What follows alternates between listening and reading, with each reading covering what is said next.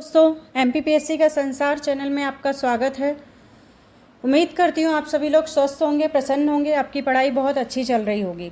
आज का जो हमारा आयुष का जो अगला जो क्रम है वो है पंचमहाभूत तत्व। देखिए, पंचमहाभूत इसके नाम से ही स्पष्ट हो रहा है। पांच महाभूत, महाभूत का मतलब है ऐसी सत्ता जो हर जगह विद्यमान है, हर जगह व्याप्त है। ठीक है, तो पांच तत्व कौन से हैं? आकाश है, वायु है, अग्नि है, जल है और पृथ्वी है। इन पांच तत्वों से ही क्या है, संपूर्ण शरीर का, पृथ्वी का, प्रकृति का, सभी का इसका जो है सभी का पूरा जो निर्माण है वो सभी इन पंच तत्वों से हुआ है। ठीक है, अब देखिए इनकी उत्पत्ति की अवधारणा कहाँ से आई है। तैत्तिरीय जो उपनिषद है उसमें क्या है, सबसे पहले इनकी उत्पत्ति की अवधारणा आई है। तो सबसे पहले हम बता देंगे इसकी परिभाषा क्या है कि पंचमहाभूत वह तत्व है जहाँ आकाश, वायु, अग्नि, जल और पृथ्वी ये पांच तत्व विद्यमान है, जिससे क्या है समस्त जो संपूर्ण सृष्टि है और मानव शरीर की संरचना हुई है। ठीक है, फिर इनका महत्व क्या है? इनका संतुलन बहुत आवश्यक है, शरीर में भी आवश्यक है, प्रकृति में भी आवश्यक है।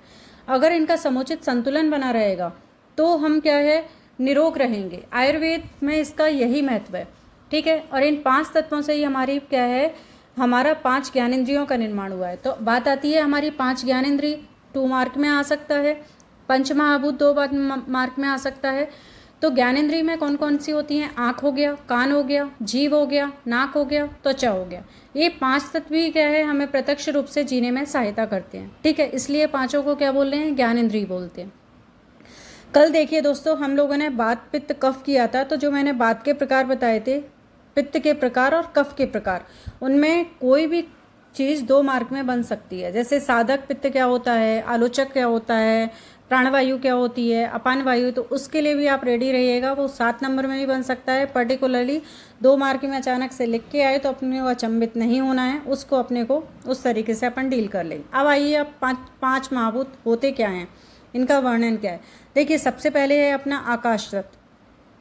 आकाश तत्व और इसके गुण हो जाएंगे। देखिए, आकाश की सबसे पहले उत्पत्ति हुई है, तो सबसे पहले तो जिनकी जैसे उत्पत्ति हुई है उनका उसी क्रम में लिखना ज़रूरी है। आपको एग्जाम्पल दूं कि अष्टांग योग, अगर आप सबसे पहले समाधि लिखेंगे और बाद में आप यम लिखते हैं तो कहीं ना कहीं किसी को भी इरिटेशन हो सकती है। तो ऐसे ही इनकी उत्पत्ति का क्रम है, आप उसी उत्पत्ति में इसको दर्शाएंगे तो ज़्यादा बेहतर होगा। सबसे पहले अगर आप देखा जाए तो आकाश तत्व है। आकाश तत्व और इसके गुण। आकाश का अर्थ क्या होता है? देखिए, आकाश क्या है? अनंत है। अनंत है अर्थात आकाश अनंत है, तो उसकी कोई सीमा नहीं है। ठीक है, आयुर्वेद में आकाश तत्व का अर्थ क्या होता है? आयुष में आकाश तत्व का अर्थ है कि रिक्त स्थान, जहाँ जहाँ रिक्त स्थान है वहाँ पर आकाश है। ठीक है, इसके बिना किसी भी पदार्थ का अस्तित्व नहीं है। मुख्य इंद्रिय गुण इसी में है। मुख्य इंद्रिय गुण इसलिए बोल रहे हैं, सबसे सूक्ष्म तत्व भी है, शून्यता है, ध्वनि और स्पंदन का कारक है। इसका स्थान कहाँ होगा? शरीर में कान में होगा। ठीक है, तो हम क्या है, ध्वनि इसका बता रहे हैं, तो ध्वनि को हम किससे सुनेंगे? कान से सुनेंगे। ठीक है, हड्डियों के रिक्त स्थान हो गया, कोशिकाएं हो गया, श्वसन प्रणाली में पाया जाता है। अब देखिए, अब आपने बोला कि इसका जो सूक्ष्म तत्व है वो क्या है? जो शून्यता है, ध्वनि और स्पंदन है। ऊपर की लाइन में देखेंगे, फिर आप स्थान में आएंगे तो आप देख रहे हैं इसका मुख्य गुण ध्वनि है। ध्वनि क्यों है? क्योंकि कान से हम सुन रहे हैं। अब ध्वनि है तो इसकी कर्ण इंद्री कौन सी हो जाएगी? कर्ण इंद्री पर नियंत्रण करेगा।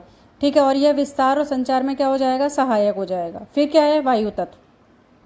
वायु हमारे जीवन का महत्वपूर्ण तत्व हो जाएगा और आकाश के अधीन है। क्योंकि आकाश के क्यों अधीन है? क्योंकि आकाश के कारण ही वायु की उत्पत्ति हुई है। ठीक है, जहाँ जहाँ रिक्त स्थान है वहाँ पर क्या है? वायु है। कल अपन ने वायु को बहुत अच्छे पढ़ा था। वायु यानी बात, बात यानी वायु, वही चीज़ है। तो जहाँ जहाँ भी रिक्त स्थान है वहाँ वहाँ वायु क्या है? उपस्थित है। ठीक है, यह शरीर में उपस्थित पदार्थ गैसीय रूप में प्रतिनिधित्व करती है। ठीक है, शरीर में सभी जगह उपस्थित होती है। देखिए, इसके गुण क्या है? वायु को हम क्या है? स्पर्श कर सकते हैं। मुख्य गुण स्पर्श हो जाएगा। स्पर्श किससे होगा? त्वचा से। तो त्वचा यहाँ पे इंद्रियाँ हो जाएगी। आपने 5 ज्ञान इंद्रिय देखी, पहली ज्ञान इंद्रिय देख ली, कान में देख ली। ध्वनि है तो उसका गुण ध्वनि है। ध्वनि के साथ में उसका क्या हो जाएगा? अपन कर्ण से सुनेंगे। दूसरी ज्ञान इंद्रिय की आप बात की जाती है तो दूसरी ज्ञान इंद्रिय हमारी क्या है? त्वचा हो गया। स्पर्श है, तो इसका जो मुख्य भाव हो जाएगा, गुण हो जाएगा, मैं टेबल रूप में आपको लास्ट में दिखा दूंगी, लेकिन अभी आप यहाँ पे समझने का प्रयास कीजिए। यहाँ के इसका मुख्य गुण क्या है? स्पर्श है। वहाँ पे मुख्य गुण ध्वनि था, तो वहाँ पर ध्वनि को कर्ण से सुन रहे हैं, यहाँ पर ध्वनि को किससे सुनेंगे? तो स्पर्श किससे करेंगे? त्वचा से।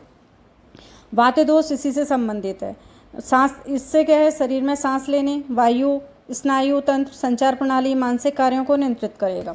अब आता है तीसरा गुण हो जाएगा अग्नि। ठीक है, तो इसी क्रम में उत्पत्ति हुई है जिस क्रम में हम देख रहे हैं अग्नि। अग्नि क्या है? अग्नि का हमने देखा था कल, अग्नि क्या होती है? गर्म होती है। पित्त का निर्माण अग्नि और जल से होता है, आज पित्त हो रहा है, तो ये क्या है? तप तो जीने योग्य ऊर्जा प्रदान करेगा। अग्नि तत्व क्या होता है? किसके अधीन है? वायु के अधीन है। अग्नि से ही क्या है? प्रकाश उत्पन्न होता है। जैसे लक्षण क्या हो जाएंगे? अग्नि क्या है? गर्मी दे रही है हमको, ठीक है, स्पर्शवान बनाती है। परिवर्तन की शक्ति कौन करेगी? हमारी अग्नि हो जाएगा। ठीक है, तो अग्नि क्या करेगी? हमारी शरीर का तापमान, क्योंकि गर्म है। उपापचय यानी मेटाबॉलिक क्रिया। दृष्टि शक्ति, मानसिक शक्ति को बनाए रखने के लिए उत्तरदायी होगी। तो अग्नि का गुण क्या होगा? ऊर्जा दे रही है, गर्मी दे रही है और परिवर्तन का तत्व भी हो जाएगा। ठीक है, अब देखिए अग्नि से हमने कल क्या देखा था? पित्त दोष का निर्माण हो रहा है।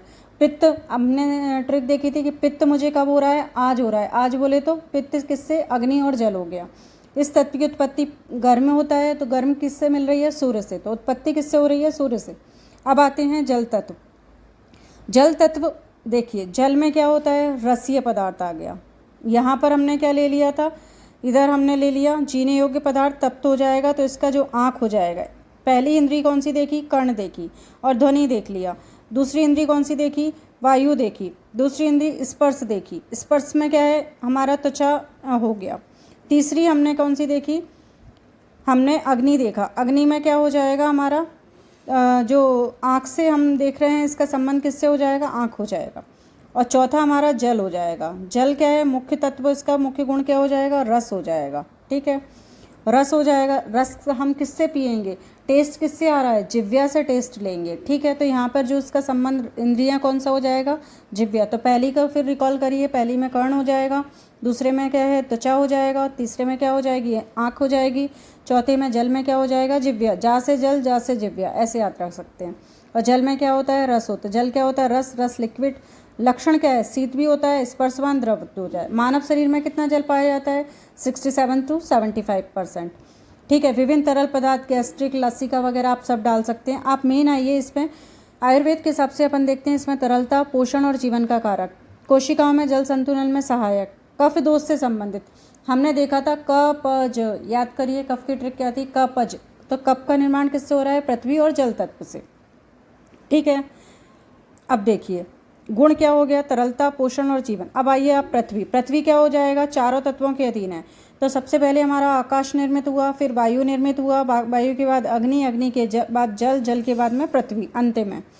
ये चारों तत्वों के अधीन है। पृथ्वी का मुख्य गुण क्या है? गंध है। गंध हम किससे लेंगे? नासिका से।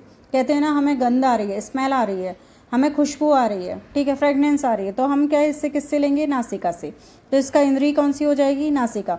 जैसा कि पहली लाइन मैंने बताई थी कि इसका 5 ज्ञानेंद्रियों से संबंध है, तो पहले का हो जाएगा कर्ण से, दूसरे का त्वचा से, तीसरे का क्या हो जाएगा? तीसरे का अपना आँख से, और चौथे का हो जाएगा जिह्वा, जा से जल, जा से जिह्वा, और 5 से पृथ्वी, पृथ्वी में आती है गंध, और गंध से क्या है? नासिका। तो इसका लक्षण गंधत्व हो जाएगा। ठीक है, द्रव्यमान, स्पर्श में कठोरता है। ठीक है, तो स्थिर, इसका गुण क्या है? स्थिरता और पोषण का तत्व है ये। शरीर में हड्डी, मांसपेशी, त्वचा उसके निर्माण में सहायक है। तो किस किस का निर्माण कर रहा है? हड्डी का, मांसपेशी, त्वचा का।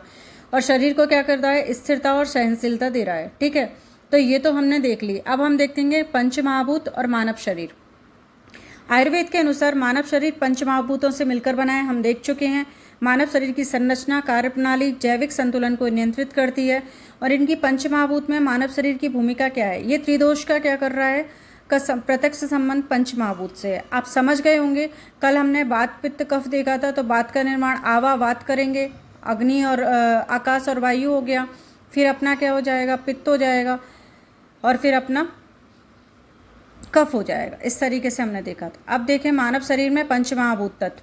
मानव शरीर में पंचमहाभूत तत्व की बात की जाए तो पहला आकाश है।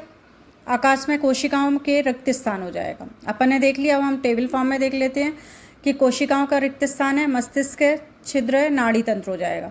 अब मस्तिष्क क्या करेगा, अपन कोशिका से क्या आकाश है, आकाश अपन ने देखा था कि ध्वनि है, ध्वनि संचार हो जाएगा और शरीर में खाली स्थान। वायु है, वायु क्या हो गया, श्वसन प्रणाली, रक्त संचार, स्नायु तंत्र, ठीक है। वायु क्या है, श्वसन श्वास संचालन में सहायक हो जाएगा। अग्नि, अग्नि क्या है, जठराग्नि, शरीर की गर्मी, चपाचय हो जाएगा, पाचन, ऊर्जा उत्पादन, वृद्धि और तेजस्विता। जल की बात की जाए तो रक्त है, रस धातु, लार लसिका, प्लाज्मा हो जाएगा। पृथ्वी है, फिर हड्डियां हैं, बाल तत्व है, मांसपेशियां। तो शरीर को क्या करेगी, पृथ्वी यानी ठोस, यानी शरीर को स्थिरता और शरीर को पोषण देगी, ठीक है। इसके बाद अगर पंचमहाभूत देखें, देखिए असंतुलन होगा तो क्या होगा, रोग हो जाएगा, और पंचमहाभूत में संतुलन हो जाएगा तो क्या हो जाएगा, उसके उपाय करेंगे। तो आकाश की बात की जाए तो आकाश में क्या है, देखो चिंता है। चिंता क्यों होगी, क्योंकि मस्तिष्क हमारा क्या करता है, चिंता करता है, ठीक है। अनिद्रा होती है, भ्रम होता है।